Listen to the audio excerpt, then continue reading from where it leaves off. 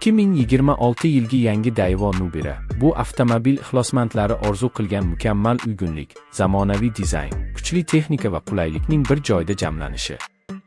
Daewoo brendi uzoq yillik tajribasiga asoslanib, bu modelni mukammal ishlangan detallari, ishonchliligi va arzon texnik xizmat talabi bilan ajratib turadi. Keling, ushbu yangi avlod Nubira avtomobilining barcha jihatlarini batafsil ko'rib chiqamiz. Avvalo, tashqi ko'rinish haqida. 2026 Daewoo Nubira o'zining aerodinamik shakli va zamonaviy chiziqlari bilan ko'zni qamashtiradi. Old faralar LED texnologiyasiga asoslangan bo'lib, kechasi haydashni yanada xavfsiz qiladi. Orqa fonarlarda esa kristal ko'rinishdagi chiroqlar o'rnatilgan bo'lib, mashinaga yanada premium tus beradi.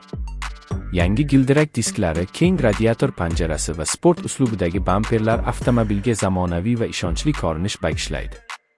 Ichki salon esa haydovchi va yo'lovchilar uchun maksimal qulaylikni ta'minlaydi.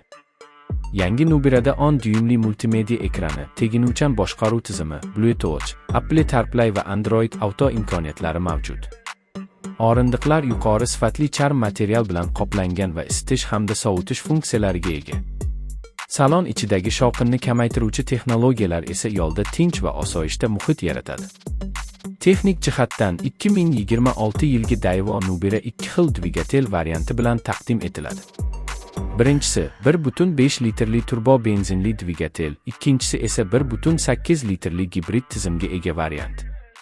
Ikkala model ham avtomatik 7 pog'onali uzatmalar qutisi bilan jihozlangan. Yangi texnologiyalar tufayli yoqilg'i tejamkorligi avvalgidan 15% ga yaxshilangan. Shuningdek, mashina atrof muhitga zararli chiqindilarni kamaytirish uchun Eco-Drive rejimiga ega. Xavfsizlik tizimlari ham yangi bosqichda. Nubirada avtomatik tormoz tizimi, yo'ldan chiqish ogohlantiruvchi sensorlar, 360 darajali kamera hamda piyodalarni aniqlovchi sun'iy intellekt tizimi mavjud. Bularning barchasi haydovchiga xavfsiz haydash imkonini beradi.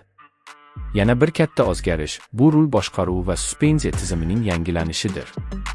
Yangi Nubira yo'l notekisliklarni yumshoq qabul qiladi, burilishlarda esa barqarorlikni saqlab qoladi. Shahar ichida ham, uzoq masofalarda ham bu avtomobil sizga silliq, qulay va ishonchli harakatni ta'minlaydi.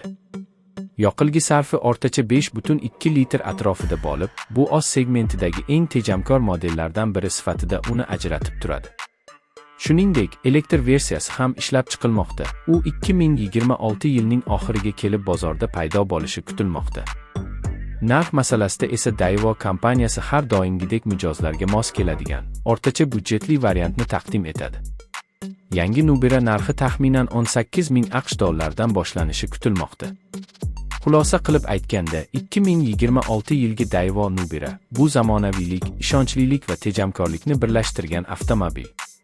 U nafaqat oila uchun, balki yosh haydovchilar uchun ham ideal tanlov bo'ladi. Yangi dizayn, ilgo